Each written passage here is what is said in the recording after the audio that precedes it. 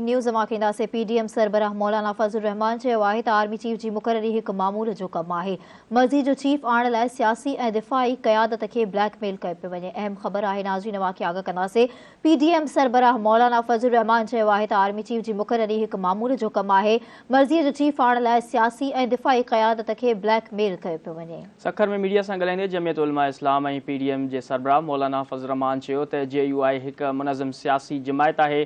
हुननि मुल्क खे ब्लैक लिस्ट ऐं ॾेवाले खां बचायो आहे। हुन चयो त बरसात ऐं ॿोॾ पूरी क़ौम खे मफ़लूज करे छॾियो आहे। पीडीएम सरबराह मौलाना फजल रहमान चयो त आर्मी चीफ जी मुक़ररी हिकु मामूल जो कमु आहे। आर्मी चीफ जे मुक़रर जो इख़्तियार वज़ीर आज़म जो आहे। हुन चयो त मर्ज़ी जो चीफ आणण लाइ सियासी ऐं दिफ़ाई क़यादत खे ब्लैकमेल कयो पियो वञे। पीडीएम सरबराह चयो त इमरान ख़ान जी सियासत ख़राब मंशूर ते ॿधल आहे। संदसि चवणु हो त अरशद शरीफ़ जे मामले ते इदारा बहितर कमु करे रहिया आहिनि। पीडीएम सरबराह मौलाना फजल रहमान चयो त मुस्तक़बिल जा फ़ैसिला मुस्तक़बिल में ई कया वेंदा। डॉलर ऐं पेट्रोल शयुनि जूं क़ीमतूं हाणे रुकियल आहिनि। ब्रेकिंग न्यूज़ आहे, नाज़रीन हिकु भेरो ॿीहर मां पीडीएम सरबराह मौलाना फजल रहमान चयो आहे त आर्मी चीफ जी मुक़ररी हिकु मामूल जो कमु आहे। मर्ज़ीअ जो चीफ आणण लाइ सियासी ऐं दिफ़ाई क़यादत खे ब्लैकमेल कयो पियो वञे। सखर में मीडिया सां ॻाल्हाईंदे जमीयत उलमा इस्लामी ऐं पीडीएम जे सरबराह मौलाना फजल रहमान चयो आहे त JUI हिकु मुनज़िम सियासी जमात आहे। हुननि मुल्क खे ब्लैक लिस्ट ऐं ॾेवाले खां बचायो आहे।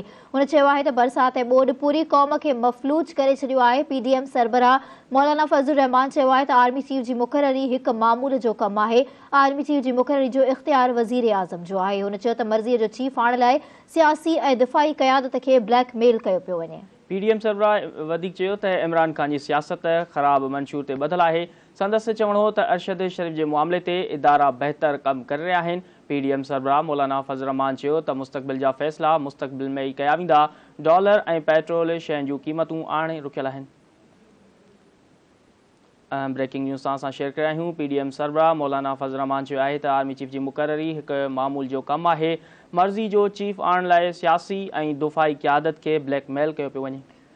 ब्रेकिंग न्यूज़ आहे, नाज़रीन सखर में मीडिया सां ॻाल्हाईंदे जमियत उलमा इस्लाम ऐं पीडीएम जे सरबराह मौलाना फजल रहमान चयो आहे त JUI हिकु मुनज़िम सियासी जमात आहे। हुननि मुल्क खे ब्लैक लिस्ट ऐं ॾेवाले खां बचायो आहे। हुन चयो त बरसात ऐं ॿोॾ पूरी क़ौम खे मफ़लूज करे छॾियो आहे। पीडीएम सरबराह मौलाना फजल रहमान चयो आहे त आर्मी चीफ जी मुक़ररी हिकु मामूल जो कमु आहे। आर्मी चीफ जी मुक़ररी जो इख़्तियार वज़ीर आज़म जो आहे। हुन चयो त मर्ज़ीअ जो चीफ आणण लाइ सियासी ऐं दिफ़ाई क़यादत खे ब्लैकमेल कयो पियो वञे। पीडीएम सरबराह चयो आहे त इमरान ख़ान जी सियासत ख़राब मंशूर ते ॿधल आहे।